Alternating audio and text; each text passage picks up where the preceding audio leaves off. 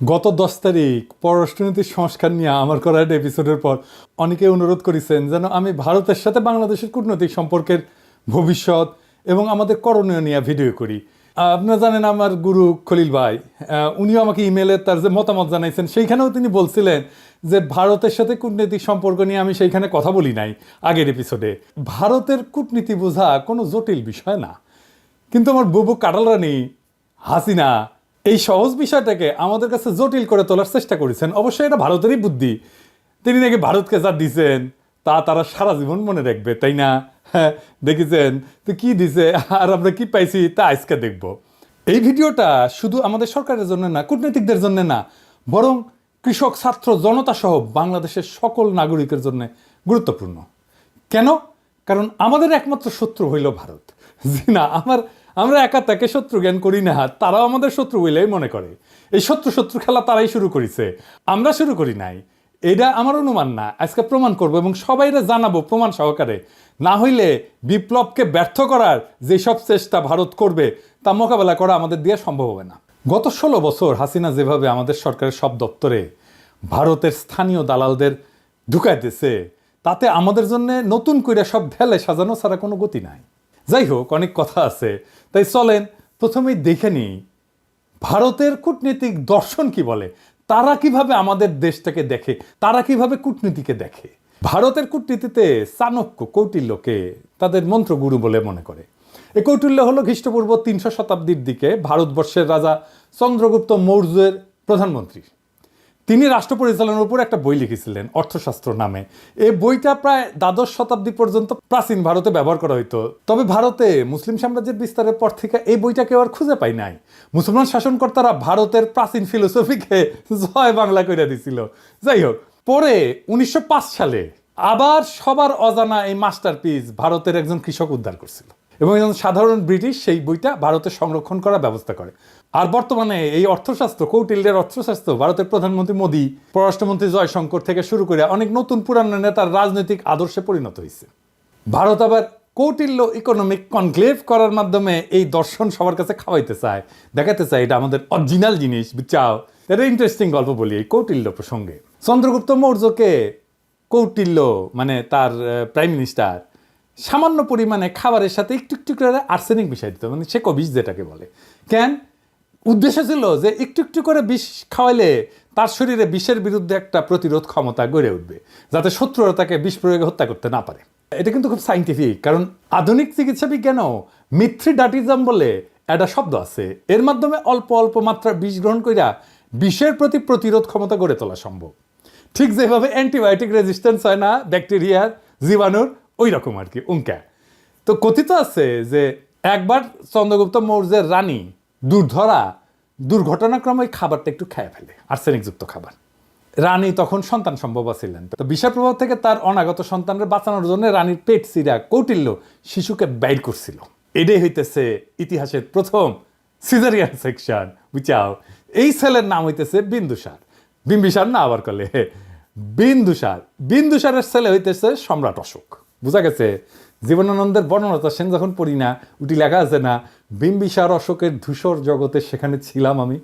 এই বিম্বিসার অশোক বইলা একটা ধাঁধা লাগাই দেন কিন্তু জীবনানন্দ।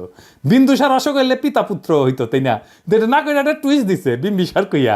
এখানে এসে মনে হয় আসলে কি ঠিক পড়তেছি না ভুল পড়িচ্ছি না, তো সেই সময়টা ধূসর হয়ে যাওয়ার জন্য এরকম হয়েছে নাকি? বুঝাও কি সুন্দর, এটা কাব্যিক একটা মোহের মধ্যে ফেলা দেয়, বুঝেছেন? জীবনানন্দের এটা কলে মুন্সিয়ানা। তো আমার কাছে ওই যে পাখির নীরের মতো চোখ তুলে নাটোরের বনলতা সেন এই লাইনের চাইতে ওই যে বিম্বিসার অশোকের ধূসর জগতে এই লাইনটা আরো বেশি কাব্যিক বলে মনে হয়। যাই হোক, কাব্য বাদ দিই, হ্যাঁ আসল আলাপে আসি। কেন কৌটিল্যের অর্থশাস্ত্র সম্পর্কে আমাদের জানা এবং বোঝা জরুরি? ভারত আমাদের শত্রু রাষ্ট্র না বন্ধু রাষ্ট্র?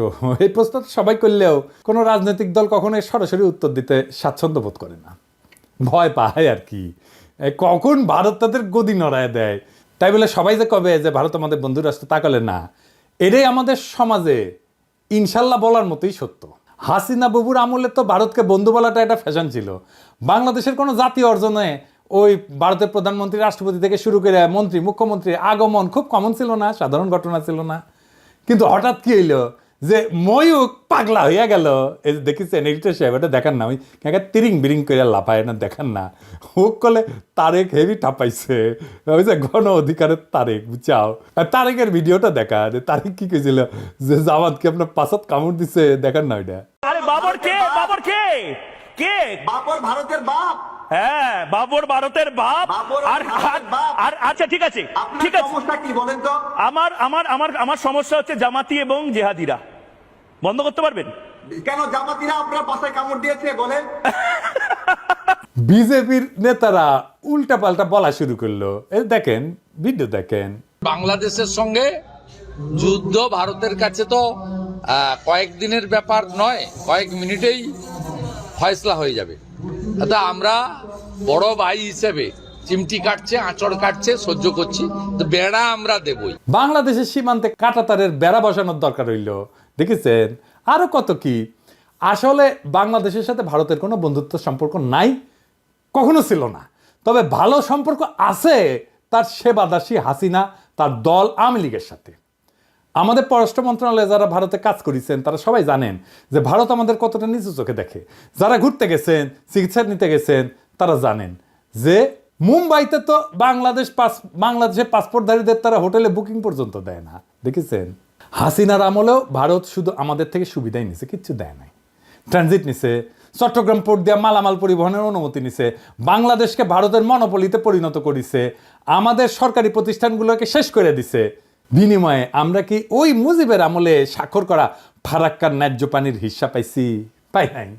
আমরা কি হাসিনার আমলে তিস্তা চুক্তি দিয়া পানির ন্যায্য হিস্সা পাইছি? পাই নাই। তার কারণ কি? কারণটা হইতেছে কৌটিল্যের একটা থিওরি আছে, mandala theory. Mandala Nelson Mandela না, মান্ডালা মন্ডো থিওরি আর কি। তার মানে কোন রাজার পাশের রাজ্য তার বন্ধু না, পাশের রাজ্য হইল তার বন্ধু, বুঝছাও? চলেন একবার ম্যাপ দেখে আসি।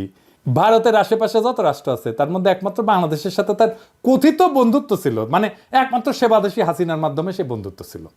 কিন্তু পাকিস্তান, নেপাল, ভুটান, শ্রীলঙ্কা, মালদ্বীপ, এমনকি মিয়ানমারের সাথে ভারতের অত ভালো সম্পর্ক না, তাই না? বন্ধুত্ব নাই।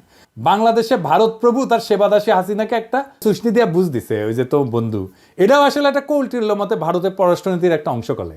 এটা আমরা দেখবনি। হাসিনা ফাসিনা কিছু না, এটা বোঝার জন্য চলেন দেখি কৌটিল্যের পররাষ্ট্রনীতিতে কি লেখে। কৌটিল্যের পররাষ্ট্রনীতিকে বলে 6-fold পলিসি, মানে 6 স্তরের পলিসি। এটা একটা সংস্কৃত খটোমটো বাংলা আছে, ষটগুণ্য সিদ্ধান্ত। যাই হোক, আমি ইংলিশটাই কব, কারণ ইংলিশে কইলে তো ঠিকই কইছি, তাই না?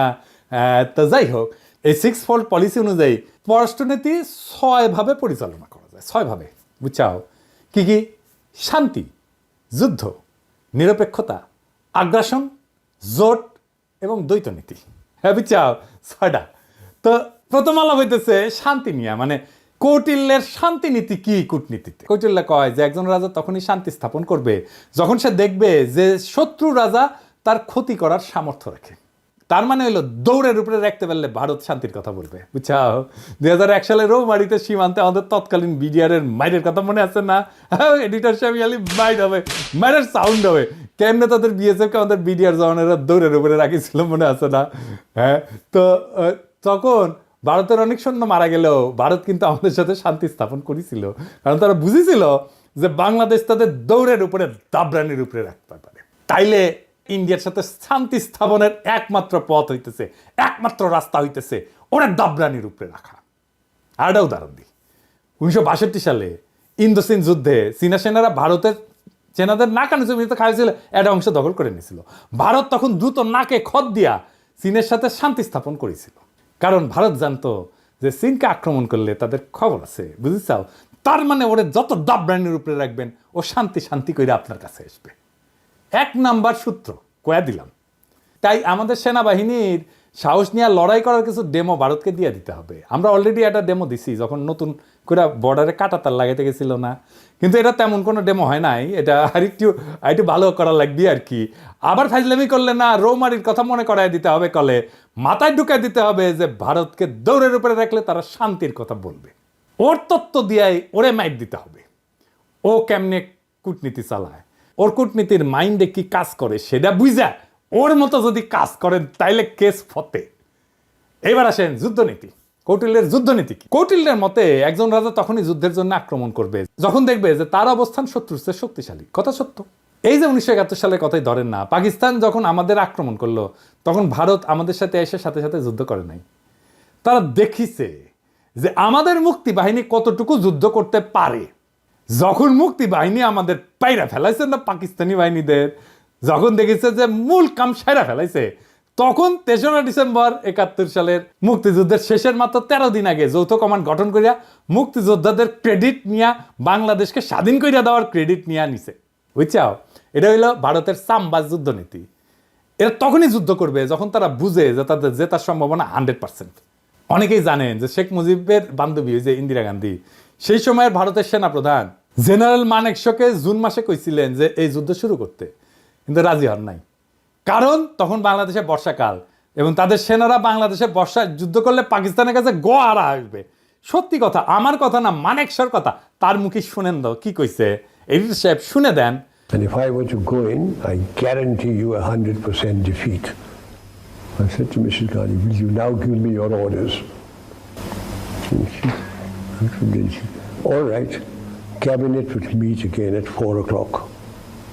So everybody started walking out, I being the junior one. A smile on my face as I was going out. She said, Chief, stay behind. So I said, Prime Minister, before you open your mouth, shall I send in my resignation on grounds of health, mental or physical? And she said, oh, sit down, Sam, tell me. Everything you told me is the truth. I said, yes, everything I've told you is the truth. I said, it's my job to fight to win, not to lose. And she smiled at me, she said, all right, Sam, you let me know when you're ready. এই যে 13 দিন যুদ্ধ করেছিল, যুদ্ধের পর যে লুটপাট শুরু করেছিল, সেই সময় কিছু বীর সেনা অফিসারের কারণে ঠিক মতো করতে পারে নাই। মেজর জলিলের কথা মনে আছে, সে বাধা দিছিল এবং তারে গুম করে ফেলছিল। ওই সময় যে করতে পারে নাই লুটপাটটা, এটা গত 53 বছর ধরে পোষায় নিছে ইন্ডিয়া। তাই আমাদের সশস্ত্র বাহিনীকে মনে রাখতে হবে যেন ভারত কখনো এমন সুযোগ আছে বলে ভুলও না করে। প্রফেসর ইউনূসের সেনাবাহিনীর শীতকালীন মহড়ায় যাওয়ার ব্যাপারটা অনেকটা সেই রকম। আমি খুবই পছন্দ করেছি এটা। অনেকে না বুঝলেও আমাদের সবার শ্রদ্ধেয় প্রফেসর ইউনূস স্যার বুঝতে পারিছেন যে এই মহড়ার কত গুরুত্ব। এইসব মহড়া ঘন ঘন করতে হবে, বুঝছাও। শুধু শীত না, বর্ষাতেও করতে হবে। যে শীত বর্ষা কিছুই যে ভারতের কোনো কাজে আসবে না, ওটা বুঝা দেওয়া লাগবে, বুঝছাও। ভারতের মনে যেন ভয় অটুট থাকে, তারা যেন কোনোভাবে বাংলাদেশকে আক্রমণের খায়েশ করতে না পারে। এখন কৌটিল্যের মতে ভারত এই যে যুদ্ধ নীতি, এটা কেমনে করবে? এটা 3 ভাবে করবে, 3 প্রকারে করবে। কি ভাবে? এটা হইতেছে সরাসরি যুদ্ধ, এটা হইতেছে গোপন যুদ্ধ, কিছু কথা থাক না গোপন, আর এটা হইতেছে অঘোষিত যুদ্ধ, মানে ঘোষণা না দিয়া যুদ্ধ, বুঝছাও। ভারত আমাদের সাথে সরাসরি যুদ্ধে যাবি না, ওই সাহসী নাই। ওই যে বুঝিছে না, এখানকার পোলা পাইন এবং বন্দুকের সামনে বুক পাইতা দেয়, তারপরে নড়ে না। তো এর সাথে যুদ্ধ করা যায়। তারা কি যুদ্ধ করবে? গোপন এবং অঘোষিত যুদ্ধ তারা সবসময় করে আসতেছে এবং এটা করে আসবে। চলেন দেখি সেটা কিভাবে করবে। গোপন যুদ্ধ হইলে সেটা সেই পন্থা যেটা দ্বারা ভারত আমাদের একদিকে আক্রমণের আশঙ্কা তৈরি করবে আর আমাদের সেনাদের সেই দিকে ব্যস্ত রাখবে, কিন্তু ভারত আমাদের আক্রমণ বা ক্ষতি করবে অন্য দিক থেকে, বুঝছাও। মাথায় ঢুকে নাই, তাই না? ধরেন আমাদের দক্ষিণে তো আরাকান রাজ্য, একটা নতুন রাখাইন দেশ হওয়ার সম্ভাবনা আছে, তাই না? ভারত রাখাইন দেশকে দিয়া বাংলাদেশের নাপ নদী সংলগ্ন বর্ডারে উত্তেজনা তৈরি করবে, আর আমরা যখন ওই দিকে সামলাইতে ব্যস্ত হয়ে যাব, তখন উত্তরবঙ্গ বা অন্য কোনো বর্ডার দিয়া সে আক্রমণ করার চেষ্টা করবে। এটা বুঝতে ভারতের ওই হকার সাংবাদিক ময়ূক রঞ্জনের একটা ভিডিও দেখি, চলেন। সে কইতেছে যে বাংলাদেশের চিকেন নেক নিয়ে নিলে ভারত ফেনী দখল করিয়া চট্টগ্রামকে আলাদা করে দিবে। শুনেন। এটিকে বলা হয় বাংলাদেশের চিকেন স্নেক। বাংলাদেশের এই চিকেন স্নেক অবরুদ্ধ করতে ভারতের সময় লাগবে 5 মিনিট। বাংলাদেশের চিকেন স্নেক এটা যদি কাট অফ করে দেওয়া হয়, তাহলে গোটা বাংলাদেশের ভূখণ্ডের সাথে চট্টগ্রামের কোনো সম্পর্ক থাকবে না। এই ফেনীটা যদি কোনোভাবে কাট অফ হয়ে যায় বা দখল হয়ে যায় বা অবরুদ্ধ হয়ে যায়, গোটা বাংলাদেশের এত বড়, এত জেলা সহ যে বাংলাদেশ, সেই বাংলাদেশ থেকে কাট অফ হয়ে যাবে চট্টগ্রাম। এবার এটা মৌলবাদীদের কি করে লোকে বোঝাবে? অর্থাৎ ভারত আমাদের চট্টগ্রামের ভয় দেখাতেছে যেন আমরা এদিক নিয়ে ব্যস্ত হয়ে যাই আর ভারত আমাদের অন্যদিকে দেয়, বুঝছাও। কিন্তু সেই প্ল্যান তো আজকে ফাঁস করে দিলাম, তাই না? এবার চলেন অঘোষিত যুদ্ধ কেমনে ভারত করবে, এটা আসলে ভারতের সবচেয়ে পছন্দের যুদ্ধ, বুঝছাও। এই যুদ্ধে তারা তাদের সরকারি এজেন্ট, ধর্মীয় এজেন্টদের ব্যবহার করবে। তারা এই কাজ শুরুই করে দিছে। সরকারি চাকরিতে ভারতের দালালদের দিয়া অস্থিরতা তৈরি করেছে, ক্যাডারে ক্যাডারে দ্বন্দ্ব করেছে। এইটা প্রফেসর ইউনূসের সরকারকে কাজ করতে না দেওয়ার একটা কুবুদ্ধি। তাই আমি আগেও বলছি, এখনো বলি, ক্যাডারে ক্যাডারে দ্বন্দ্বের সমাধান করা জরুরি। এই ক্ষেত্রে কোনো কথা শোনা যাবে না, কঠোর হইতে হবে। যারা এই দ্বন্দ্ব ধৈর্য রাখতে চায় ওরা ভারতের দালাল। সবার অধিকার এবং প্রাপ্যতায় সাম্য দরকার। তারপর যদি আমলারা যদি কাজ ঠিক মতো না করে তাহলে পাছায় লাথি দিয়া চাকরি থেকে বের করে দেন। আমি গত ভিডিওতে তো পররাষ্ট্র অফিসারদের সুযোগ সুবিধার কথা কইছিলাম, তাই না? প্রশাসন ক্যাডার মনে হয় আমার উপর মাইন্ড করেছে যে দাদা তো ওদের কথা কইলে আমাদের কথা কিছুই কয় নাই। হ্যাঁ, এবার বুঝেন কেন বলছি। যতদিন ক্যাডার ক্যাডার দ্বন্দ্ব থাকবে ততদিন আমাদের সার্বভৌমত্ব ভারতের আগ্রাসী নীতির হাতে পরাজিত হওয়ার সম্ভাবনা থাকবে। এটা তো আমরা হতে দেবো না, তাই না? তবে সুযোগ সুবিধা পাওয়ার পর আমার কূটনীতিক সহ 25 ক্যাডারের ভাই বোনেরা যদি কাজ না করেন আর ভারতের চামচামি না ছাড়েন তাইলে আপনাদের কলে খবর আছে, কইয়া দিলাম, বুঝছেন? আমি যখন ধরি না তখন কিন্তু কচ্ছপের কামড় দিয়া ধরি। আর একটা উদাহরণ দিই, ওই যে চিন্ময় প্রভুপাদের কথা মনে আছে না? ওরে দিয়া ভারত সুন্দর একটা গেম সাজাইছিল কলে, যেন হিন্দুরা এই সরকারের বিপক্ষে কাজ করে। সাথে ভারতের কিছু বেতনভোগ বাংলাদেশি দালালও ছিল, ওই যে প্রথম আলো, তার দিল্লি স্টার, এটা আছেই। কিন্তু ইউনূস স্যার সেই ওখানে আসার মেরে দিচ্ছে ভালো করিয়া। একইভাবে দিল্লির সাতপন্থীদের দিয়া ধর্মপ্রাণ মুসলমান তাবলিগের সদস্যের মধ্যে মারামারি সৃষ্টি করছেন, সেটাও আমরা সামলাইছি কলে। এইরকম আরও আসবে, কিন্তু এখন আর লাভ হবে না, কারণ সবাই বুঝে গেছে যে ভারত কিভাবে এই কাজটা করে বা করবে। এইটা ভারতের অনেক প্রিয় মেথড, কিন্তু প্রিয় পদ্ধতি। ভারত আগেও তাই করেছে। 1975 সালে শেখ মুজিব জয় বাংলা করে দেওয়ার পরে ভারত আমাদের পার্বত্য চট্টগ্রাম এলাকায় শান্তি বাহিনীকে ফান্ড করেছিল, ট্রেনিং দিছে, তারপরে অশান্তি সৃষ্টি করেছে। আর এই হারামজাদা কাদের সিদ্দিকী ওরে আশ্রয় দিচ্ছে, আদের সিদ্দিকী তার বাহিনী নিয়ে বাংলাদেশের ভিতরে আসে আক্রমণ করিত, এবং কাদের সিদ্দিকীর বাহিনীর সাথে আমাদের সেনাবাহিনীর যুদ্ধ হইতো। কিন্তু অনেকে গলে বীরুত্তম খেতাবও পাইছে, এবং আমাদের অনেক অফিসার মারা গেছে, সৈনিক মারা গেছে। আর এই হারামজাদা রাজনীতি করিচ্ছে, ওর তো এখন জেলে থাকা উচিত। আবার দেখেন, ওই যে শেখ মুজিব জয় বাংলা হওয়ার পরে যে শান্তি বাহিনীকে ফান্ড করেছিল না ইন্ডিয়া, আবার যখন কাঁঠাল রানী 1996-তে ক্ষমতা এসেছে তখন ইন্ডিয়া আবার ওই সমস্যার সমাধান করে দিচ্ছে 1997 সালে, যেন আওয়ামী লীগ বাহবা পায় আর বাংলাদেশ তাদের হুকুমের দাসী হাসিনা দ্বারা পরিচালিত হয়। একই কাজ তারা শ্রীলঙ্কায় করেছে তামিল হিন্দুদের নিয়ে, নেপালে করেছে মাওবাদীদের নিয়ে, পাকিস্তানে বেলুচিস্তানে একই গল্প। বাংলাদেশে যেন তারা এই কাজ করতে না পারে সেই দিকে লক্ষ্য রাখতে হবে। বর্ণ, গোত্র, ধর্ম নিয়ে যারা লাভ দেবে, ঝামেলা করার চেষ্টা করবে, ইসলামকে বাংলাদেশে বিতর্কিত করার চেষ্টা করবে, এরা সবাই ভারতের দালাল, এটা মাথায় রাখতে হবে। এবার দেখি কৌটিল্যের নিরপেক্ষতা কূটনীতি কি। কৌটিল্য কাছে যদি কোনো রাজা মনে করে যে তার শত্রু রাষ্ট্রের ক্ষমতা তার সমান এবং এই ক্ষমতার সাম্য তাদের পারস্পরিক ক্ষতি হইতে বিরত রাখে, তবে রাজা সেই রাজ্যের প্রতি নিরপেক্ষ থাকে। মজার কথা মানে হইল, ভারত যদি মনে করে বাংলাদেশ তাদেরকে জয় বাংলা করে দিতে পারে যে কোনো সময়, তাইলে ভারত আমাদের সাথে নিরপেক্ষ আচরণ করার সিদ্ধান্ত নেবে। এই ধরেন 5ই আগস্টের পর আমরা যখন ইলিশ দেওয়া বন্ধ করেছিলাম তখন ভারতের বাহাদুরি কিন্তু শেষ হয়ে গেছিল। তো ওরা তখন আমাদেরকে তেল দিয়া, কালারানির প্রতি প্রেম কিছুটা বিসর্জন দিয়া আমাদের থেকে ইলিশ নিচ্ছে, আমরা দিছি। যদিও এই সিদ্ধান্তটা আমাদের অনেকে পছন্দ হয় নাই, কেননা আমরা সেই সিদ্ধান্ত বুঝে নিছি কিনা জানি না। তবে এখন এইসব চাল আমাদের বুদ্ধি করে চলতে হবে। ভারতকে বুঝাই দিতে হবে যে 1971 সালে আমাদের সহায়তা করার প্রতিদান অনেক গুণে আমরা দিছি। এখন আমরা আমাদের ন্যায্য পাওনা আদায় না করে আপনাদের কিছু দিব না।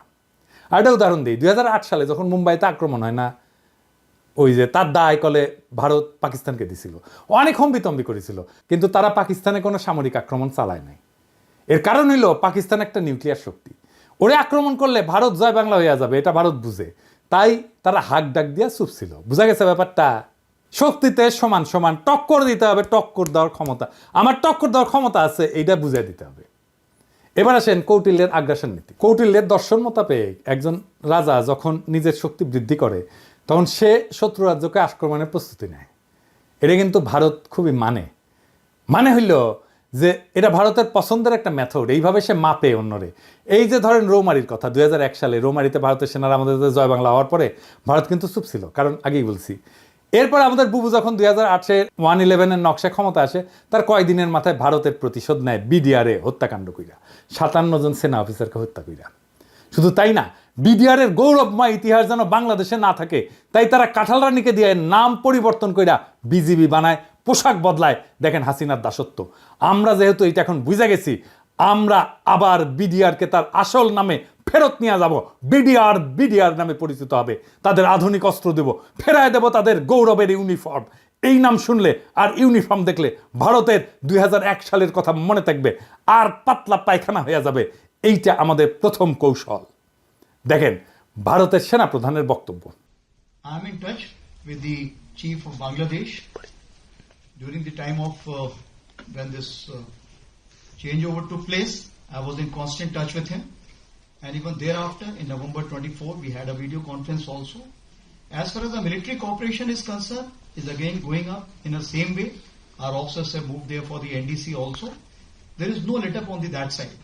The only thing is, as far as the joint exercise which is carried out, because of the situation as of now, that we have postponed for some time, and as and when the situation improves, that exercise will also go on. When we talk about the relationship we should talk about when there is an elected government. So as of now, the relationship is with the military is well and perfect. 5ই আগস্টের পর 5 মাস হয়ে গেল ভারত তার কোনো মন্ত্রী বা সংস্থা প্রধান কখনো এই ধরনের কথা বলে নাই। আমি আমার আগের ভিডিওতে বলছিলাম যে ভারতের প্ল্যান মোতাবেক সব চলতেছে, এবং এই প্ল্যান মোতাবেক চালাইতেছে ভারতের আরেক সেবাদাস ওয়াকার। আমার কথা অনেকেই বিশ্বাস করেন নাই, অনেকেই আমাকে কইছেন ওয়াকার একটা বিপ্লবের শক্তি। এখন দেখেছেন তো, এখন দেখেন ভারতের সেনা প্রধান বলে তার সাথে নাকি অন্তর্বর্তীকালীন সরকার গঠনের পুরা সময় জেনারেল ওয়াকারের সাথে যোগাযোগ ছিল। অর্থাৎ ওয়াকার সাহেব যখন রাজনৈতিক নেতাদের নিয়ে অন্তর্বর্তীকালীন সরকার গঠনের চেষ্টা করতেছিলেন, তখন তিনি নিয়মিত ভারতের সেনা প্রধানের সাথে যোগাযোগ রাখতেছিলেন। রাষ্ট্রদ্রোহী কাজ করছেন তিনি। ওয়াকার সাহেব হয় আপনি বিপ্লবের স্পিরিট ধরতে পারেন নাই এবং হাসিনার আমলের অভ্যাস 2 দিনে ছাড়তে পারেন নাই, অথবা আপনাকে ভারতের সেনাপ্রধান ফাঁসাইয়া দিছে যাতে বাংলাদেশের সেনাবাহিনীর সর্বোচ্চ নেতৃত্ব বিপ্লবের বিপক্ষে কাজ করতেছে, এইটা জনমনে ছড়ায় দেওয়া যায়। এইটা বাংলাদেশকে এবং বাংলাদেশের মানুষের মনোবল ধ্বংস করার চেষ্টা। এভাবেই গত 5 মাস ভারত নিজেদের কৌশল ঠিক করেছে এবং বাংলাদেশের সকল মানুষকে এটা বোঝানোর চেষ্টা করতেছে যে ভারত এখনো আমাদের প্রভু। এবং এইটা বোঝানোর জন্য তাদের প্রথম টার্গেট আমাদের হাসিনা বাবুর ফুফাতো বোনের জামাই সেনাপ্রধান ওয়াকার সাহেব। আমি অবাক হই যে সমস্ত সেনা সদর বা আন্তঃবাহিনী জনসংযোগ পরিদপ্তর এই নিয়ে কোনো কথা বলেন নাই, আর ভারতের দালাল বাঙ্গুয়েলিটেরা বৈশাখী নিজেদের দেখতেছে আর নিজেদের হারানো প্রভাব পুনরুদ্ধারের স্বপ্ন দেখতেছে। প্রথম আলো গং এখন এইগুলা নিয়ে পুরা গল্প বানাবে ফায়াজ করিমের মতো। এইসব বাংলাদেশ বিরোধী ভারতীয় এজেন্টদের যেখানে দেখবেন সেখানেই এদেরকে জয় বাংলা কইরা দিতে হবে।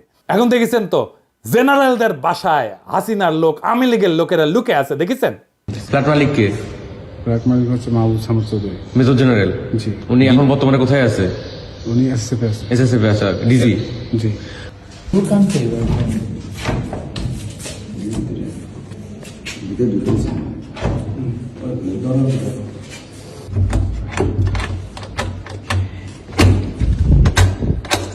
এক্সকিউজ মি, কেউ যদি থেকে থাকেন আসেন, কথা বলেন, বের হন, নাইলে আমরা কিন্তু দরজা ভাঙতে বাধ্য হব।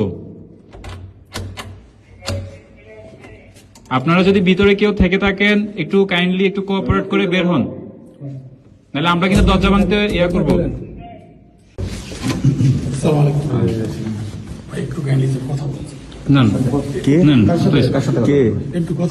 বলেন কে? ভাই আমি তো স্যার আসেন সামনে আসেন, সামনে আসেন, সমস্যা নাই। বলেন। মহিলা বন্ধ করে আপনি একটু আসেন।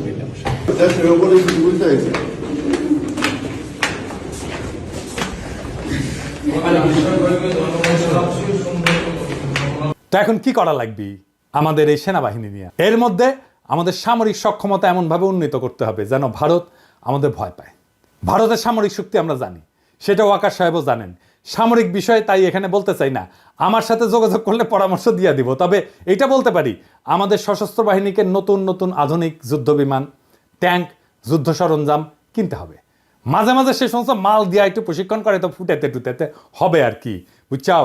আর বলিছি এটা সাইবার ব্রিগেড করতে হবে আমাদের শক্তিশালী, তাইলে আমাদের পাতলা পায়খানা চলতে থাকবে। ভারত কিন্তু ফ্রান্স থেকে রাফেল কিনেছে, রাশিয়া থেকে কিনেছে সুখয় যুদ্ধ বিমান। আমাদের তো রাশিয়া ফ্রান্সের সাথে সম্পর্ক ভালো, যুক্তরাষ্ট্রের সাথেও ভালো, তুরস্কও আছে। ভারত এতদিন আমাদের আধুনিক যুদ্ধ সরঞ্জাম কেনার ব্যাপারে ভেটো দিয়ে আসছে করলে, এখন বুঝতে পারছেন তো কেন তারা ভেটো দেয়? এই কূটনীতির কারণে, কারণ ওরা চায় আমরা যেন সমরে শক্তিশালী হইতে না পারি এবং তাদের সেবা দাসী হিসেবে থাইকা যায়।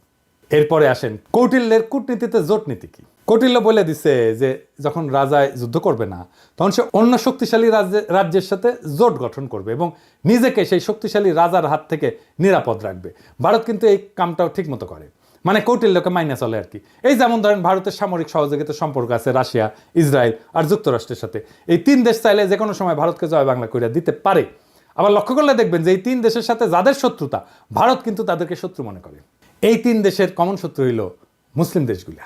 ভারত এদের সাথে সন্ধি করার মানে হইল ভারত এদের সাথে মিলা মুসলিম বিরোধী শক্তি গঠন করতে চায়। ভারত এইসব দেশ থেকে সমরাস্ত্র কেনে, এদের সাথে মিলিটারি তথ্য আদান প্রদান করে। আমরা হয়তো ইসরায়েলের সাথে সম্পর্ক করতে না পারলেও বাকি 2 দেশের সাথে পারবো, সেই অবস্থা আমাদের আছে।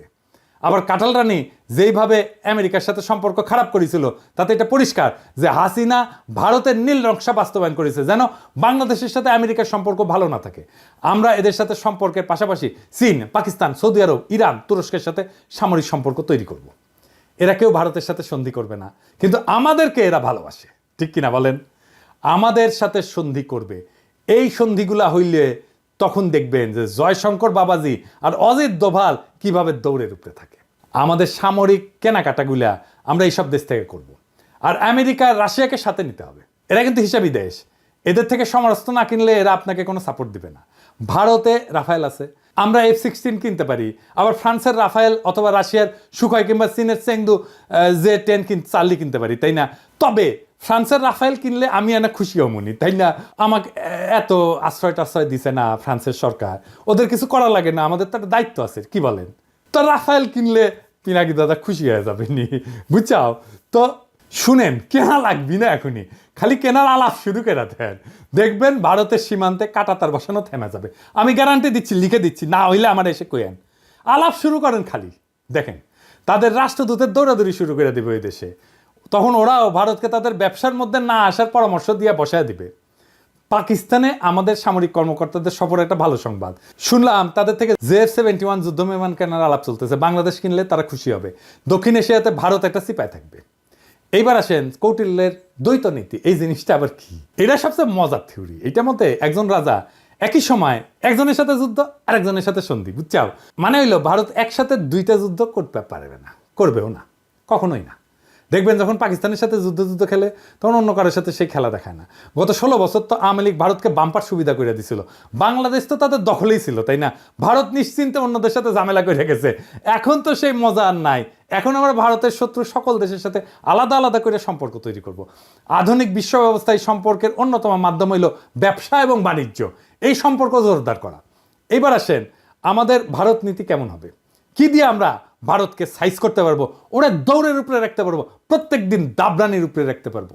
এটা আমাদের জানা দরকার না? আসেন দেখি। অনেকে মনে করে আমরা ছোট দেশ, ভারত ছাড়া আমরা চলতে পারবো না। আরামজাদা, চলতে পারি কিনা তুই দেখ আমাদের দায়িত্ব দিয়ে দেখ পারি কিনা। আমি প্রফেসর ইউনূসকে কইব যে আপনি অনতিবিলম্বে সার্কের কার্যক্রম চালু করেন। দরকার হলে বাংলাদেশ সম্মেলনের ডাক দিবে, আয়োজন করবে, এতে সকল দেশের সাথে বাংলাদেশের সম্পর্ক উন্নত হবে। ভারত আসতে যাবে না জানি, কারণ তারা পাকিস্তানের সাথে এক টেবিলে আলোচনায় বসবে না। আমাদেরকেই সুযোগটা নিতে হবে। এই জন্যেই আমরা ভারতকে ছাড়াই সার্কের কাজ শুরু করব। দক্ষিণ এশিয়াতে ভারতের মহাজনগিরি ছুটাই দিতে হবে। দক্ষিণ এশিয়াতে পাত্তা না পেলে ভারতকে আর কোনো দেশই পাত্তা দিবে না। ভারত নিজেদের অনেক বড় হ্যাডম ভাবে। দেখেন তাদের পররাষ্ট্রমন্ত্রী কি বলে। I think I'm 1/5 of the world's population. I am what today the 5th or 6th largest economy in the world. Forget the history, civilization bit, everybody knows that. But I think I'm entitled to have my own side, I'm entitled to weigh my own interests, make my own choices. And my choices will not be cynical and transactional, but they will be a balance of my values and my interests. There is no country in the world which disregards its interests. SAARC চালু হইলে দেখবেন ভারতের পায়জামা ঢিলা হয়ে গেছে, ওর ফিতা খুঁজে পাচ্ছে না। সাথে আমরা অবজারভার হিসেবে নিব চীন, রাখাইন, এইসব দেশকে, তারা খুশি হবে। আফগানিস্তানকে নিব, রোহিঙ্গা সমস্যার সমাধানে নতুন গতি আসবে। আর ইন্ডিয়াকে আমরা বাস দিতেই থাকবো। আগে কইছিলাম যে ভারত তার কোনো প্রতিবেশী দেশকে বন্ধু মনে করে না। আমরা ভারতকে বন্ধু মনে করার কোনো ঠেকা নাই আছে, ওরাই তো মনে করে না। আমাদের ভুলে গেলে চলবে না যে আমরা 18 কোটি মানুষের একটা বাজার, পৃথিবীর 8ম বৃহত্তম বাজার, আমাদের ক্রয় ক্ষমতা বিশ্বে 25তম। আমাদের এইখানে সবাই তার পণ্যের বাজার করতে চাইবে, সবাই। আওয়ামী লীগ বাংলাদেশকে ভারতের একক বাজারে পরিণত করছিল।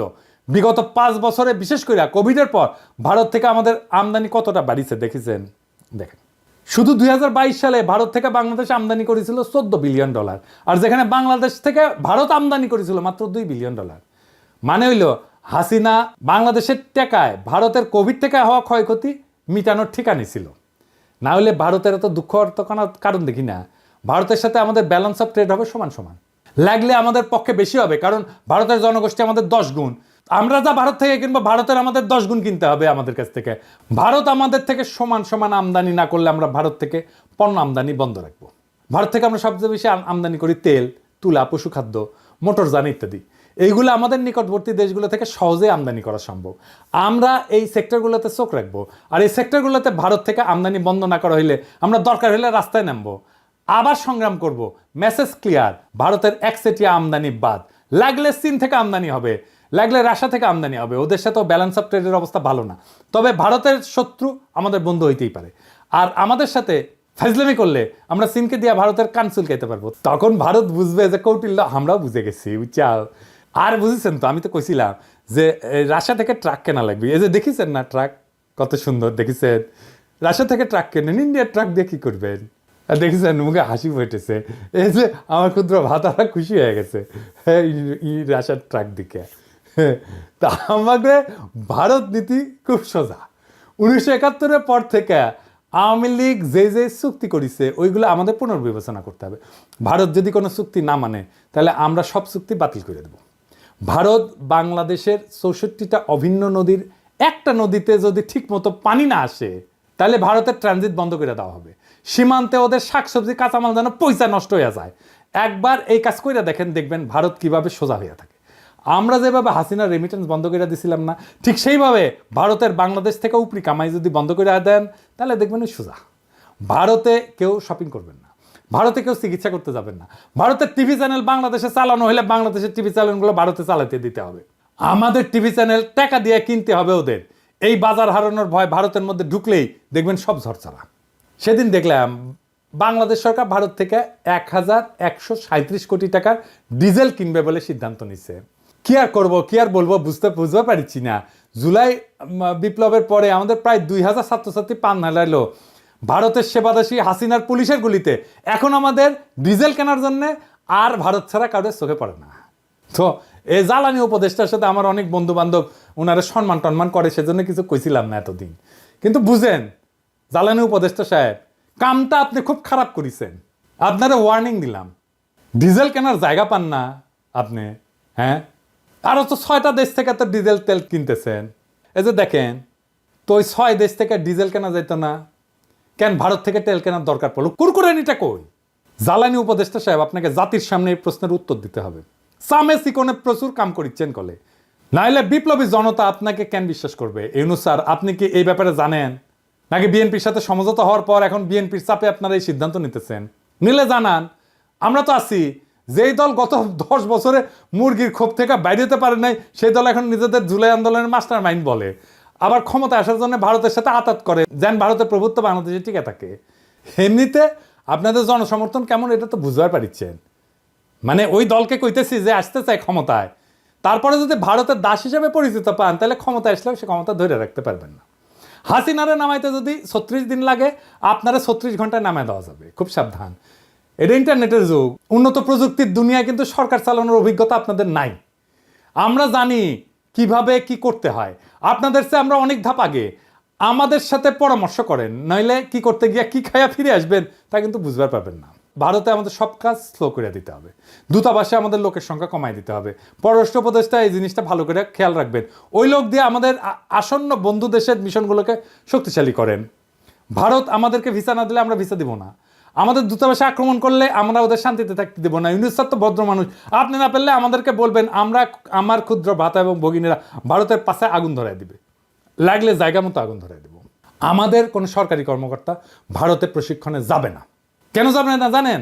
আসেন বলি। কারণ এইসব প্রশিক্ষণ দিয়ে এতদিন ভারত আমাদের সব অফিসারদের প্রোফাইল বানিয়েছে, বুঝছেন? তাদের কার কি পছন্দ অপছন্দ, কারে পয়সা দিলে হবে, কারে মেয়ে ধরাই দিতে হবে, তা সব জানে এবং এই কাজ করেছেও। কিন্তু এই যে সানিউল কাদের দেখেছেন না, ধরা খেয়েছিল, তারা ইউএনএদেরকে ডিসিদেরকে নিয়ে গেছে দেরাদুনে, কূটনীতিকদেরকে পড়াইছে দিল্লিতে।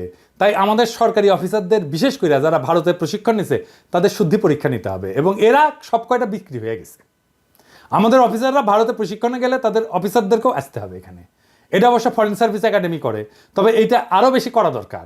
ভারতের অফিসারদের প্রোফাইল তৈরি করতে হবে, এবং এর একই সাথে আমাদের চরিত্র ঢিলা অফিসারগুলো আছে না, ওদের আপাতত কাজ করা বা পদায়ন থেকে বিরত রাখতে হবে।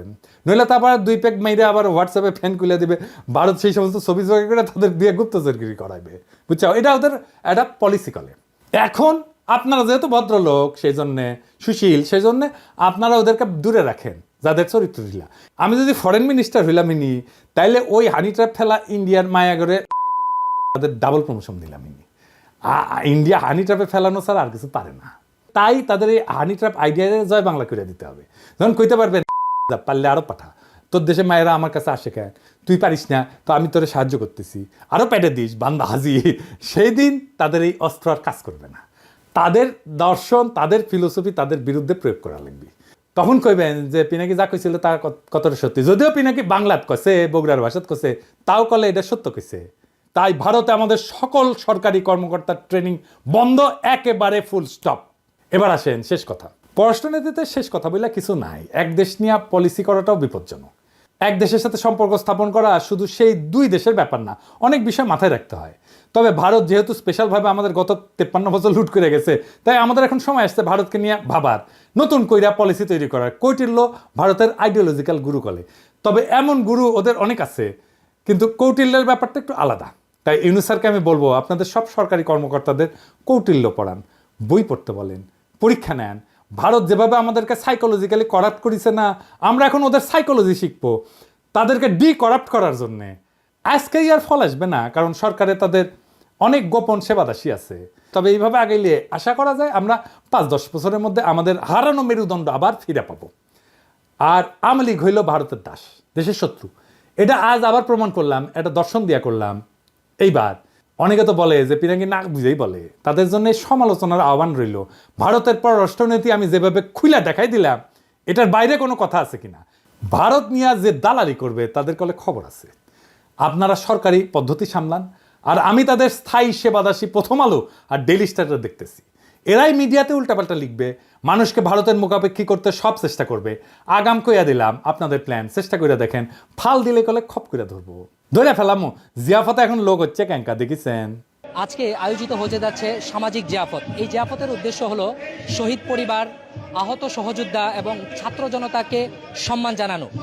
এই জিয়াফতে 5,000-এর অধিক মানুষকে গরু জবাই করে খাওয়ানোর ব্যবস্থা করা হয়েছে। আমরা যদি চারপাশটা একটু দেখাই, আপনারা এই পাশটাই দেখেন কি পরিমাণ মানুষ এখানে স্বেচ্ছায় এসে উপস্থিত হয়েছে।